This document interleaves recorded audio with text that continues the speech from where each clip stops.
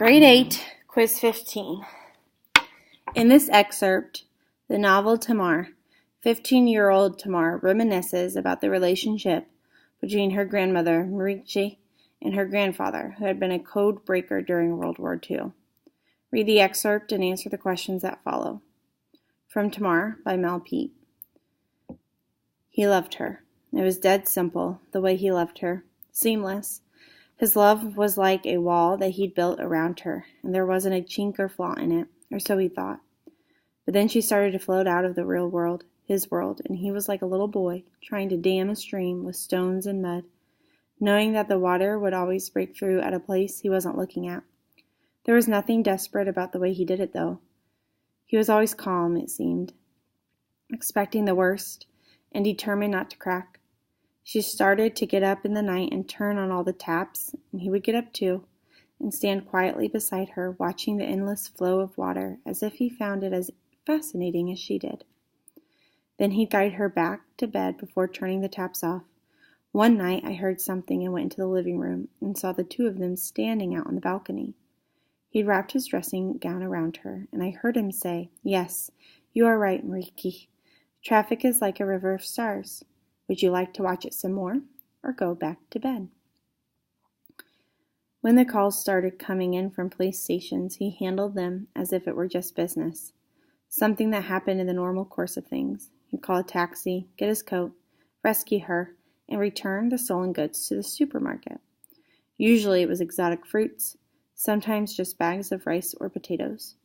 I never once heard him complain or curse, not even so much as sigh.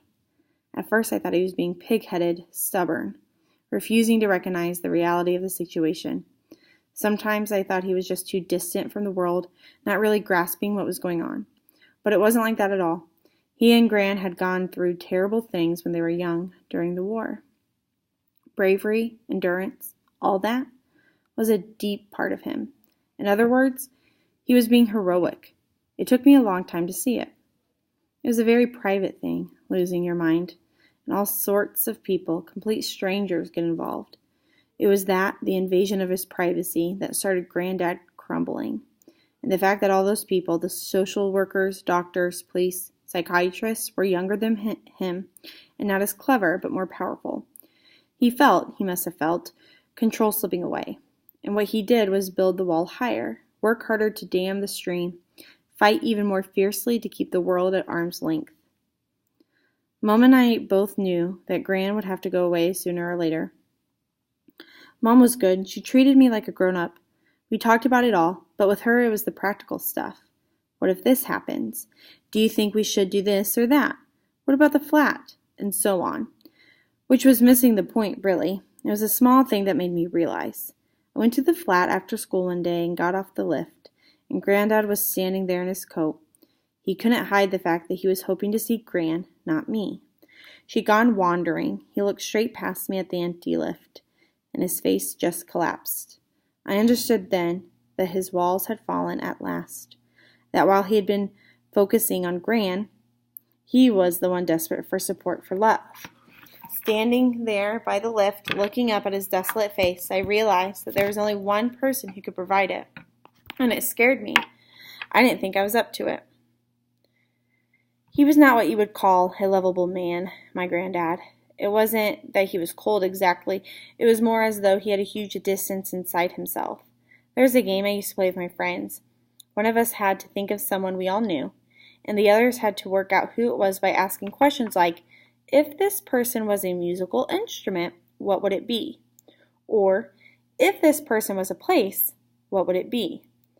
I used to think that if Granddad were a place, it'd be one of those great empty landscapes you sometimes see in American movies. Flat, an endless road, tumbleweed blown by a moaning wind, a vast blank sky, and after Dad disappeared, he withdrew even further into this remote space. It was a funny thing, a surprising thing, that brought him back to me. It was algebra. I collided with algebra in my first year at secondary school, and it sent me reeling. The very word itself seemed sinister. A word from black magic. Algebraic cadabra. Algebra messed up one of those divisions between things that help you make sense of the world and keep it tidy. Letters make words. Figures make numbers. They had no business getting tangled up together. Those A's and B's and X's and Y's with little numbers floating next to their heads, those brackets and hooks and symbols, all trying to conceal an answer, not give you one. I'd sit there in my own little darkness, watching it dawn on the faces of my classmates. Their hands would go up, "Miss, Miss," and mine never did. The homework reduced me to tears. "I don't see the point of it," I wailed. "I don't know what it's for." Granddad, as it turned out, like algebra, did know what it was for, but he sat opposite me and didn't say anything for a while, considering my problem in that careful, expressionless way of his. Eventually he said, "Why do you do PE at school?" "What?" "PE. Why do they make you do it?" "Because they hate us," I suggested. "And the other reason?" "To keep us fit, I suppose." "Physically fit, yes." He reached across the table and put the first 2 fingers of each hand on the sides of my head. "There is also mental fitness, isn't there?" Behind us, Gran was watching a comedy game show with the sound off. "I can explain to you why algebra is useful, but that is not what algebra is really for." He moved his fingers gently on my temples. "It's to keep what is in here healthy. PE for the head. And the great thing is you can do it sitting down. Now, let us use these little puzzles here to take our brains for a jog." And it worked. Not that I ever enjoyed algebra, but I did come to see that it was possible to enjoy it. Granddad taught me that the alien signs and symbols of algebraic equations were not just marks on paper. They were not flat. They were 3-dimensional, and you could approach them from different directions, look at them from different angles, stand them on their heads. You could take them apart, put them together in a variety of shapes, like Lego. Stopped being afraid of them. I didn't know it at that time, of course, but those homework sessions were a breakthrough in more ways than one. If Granddad had been living behind an invisible door, then algebra turned out to be the key that opened it and let me in. And what I found wasn't the barren tumbleweed landscape that I imagined. It was not like that at all. I'd known for a long time that he was fond of puzzles. When I was younger, he used to send me letters with lots of words replaced by pictures or numbers. They always ended in 0 to you, which meant love to you, because 0 was love in tennis. He was often disappointed when I couldn't work them out, or couldn't be bothered to. Now I discovered that Granddad's world was full of mirages and mazes, of mirrors and misleading signs. He was fascinated by riddles and codes and conundrums and labyrinths, by the origin of place names, by grammar, by slang, by jokes. Although he never laughed at them, by anything that might mean something else. He lived in a world that was slippery, changeable, fluid. He taught me that language was rubbery, plastic. It wasn't as I thought, something you just use, but something you can play with. Words were made up of little bits that could be shuffled, turned back to front, remixed. They could be tucked and folded into other words to produce unexpected things. It was like cookery, like alchemy. Language hid more than it revealed. Gradually, I became a crossword freak. "These people who make them up," Granddad said, "the compliers, they all have their own little codes. You can learn these codes, break them, and that can lead you to the answer." "Show me. Give me an example, Granddad." "Okay, this one here," he said, tapping the Guardian with his pen. He is fond of using the language of maps. When he says going north in a down clue, it means the word is written backwards from the bottom to the top, because north is always at the top of a map. "Like drawer and reward," I said, remembering. "That could be artist going north for a prize, yeah?" He leaned back in his chair, faking amazement. "Hey, that's right. Well done. PE for the head, yes?" Then he took off his glasses and rubbed his eyes. "It seems to me," he said, "that your grandmother is talking to us in crossword clues these days, and unfortunately I'm not clever enough to work many of them out. The word flat means apartment.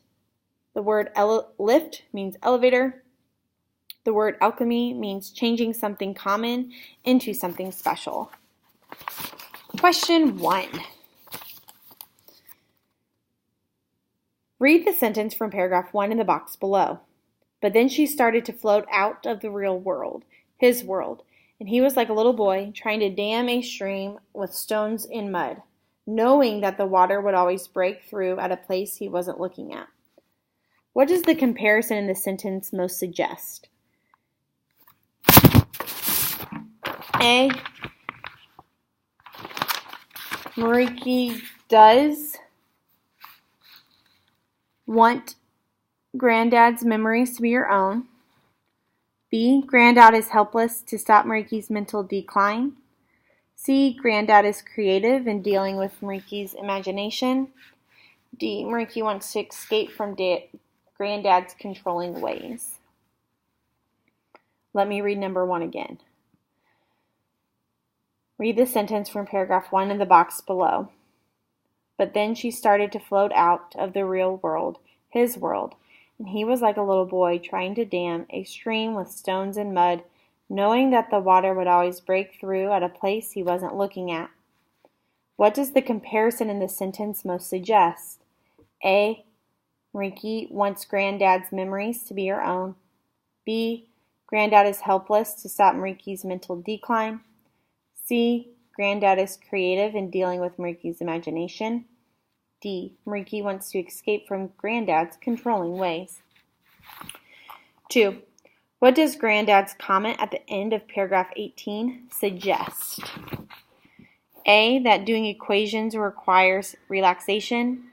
B. That answering riddles is a fun pastime. C. That thinking strengthens the mind. D. The homework is a duty. Let me read paragraph 18 again to answer number 2. 18. I can explain to you why algebra is useful, but that is not what algebra is really for. He moved his fingers gently on my temples. It's to keep what is in here healthy, PE for the head. And the great thing is you can do it sitting down.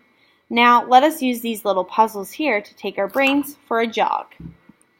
What does Granddad's comment at the end of paragraph 18 suggest? A. That doing equations requires relaxation. B. That answering riddles is a fun pastime. C. That thinking strengthens the mind. D. That homework is a duty. Number 3. Based on the excerpt, what is the main way the narrator becomes closer to Granddad? A. By being kind to him. B. By helping him do chores. C. By doing algebra with him. D. By joking around with him. 4. Read the sentence from paragraph 7 in the box below. Those A's and B's and X's and Y's with little numbers floating next to their heads, those brackets and hooks and symbols, all trying to conceal an answer, not give you one.